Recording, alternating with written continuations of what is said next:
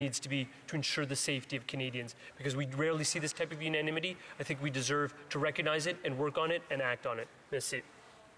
In comments, question Esquimalt, the Honourable Member for Saanich, Gulf Islands. Thank you, Mr. Speaker, and I certainly wish to also add my congratulations to the Honourable Member on his joining Cabinet in this very critical position as Minister of Justice. And I also have had, as my colleagues, particularly from Esquimalt, Saanich, Sooke, and others have said previously, nothing but really strong relationships and non-partisan and strong collaborative efforts from this member. I also know that the public is very alarmed by people being released on bail who go on to commit violent crimes.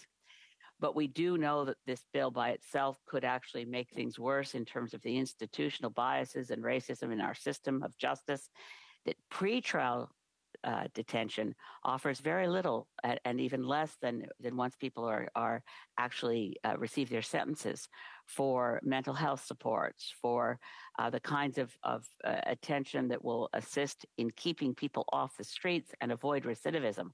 So there's going to be a balance that needs to be struck, which isn't struck by this bill alone. And I just, if I may, Mr. Speaker, very quickly add, because I know we do want to see this bill passed quickly, and I think it's likely that there will be an effort to get it passed today. I want to flag another concern, which I hear from prosecuting attorneys, that when people do get bail, and the surety is often a family member who puts up money for their the accused bail provisions, it's almost unheard of to go after the person who puts up the money to collect the money. So there's even less incentive for a person out on bail to observe their bail conditions. And I wonder if the Honourable Minister for Justice has turned his mind to this aspect of needed bail improvements and reforms. The Honourable Minister of Justice in 30 seconds. Well, I thank the member opposite for her question, for continued collaboration. I think she knows, in terms of the last 8 years of me in this place, that advancing equality and curing systemic overrepresentation has been a hallmark of all of the work I've always tried to do.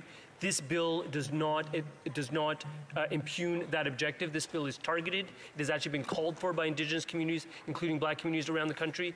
Those communities need to be safe from violence exactly the same as everyone else. And the work that we continue to do to cure overrepresentation is represented by Bill C-5, by the impact of race and culture assessments, by dealing with anti-hate strategies, and by the work we will continue to do on curing online harm. Merci.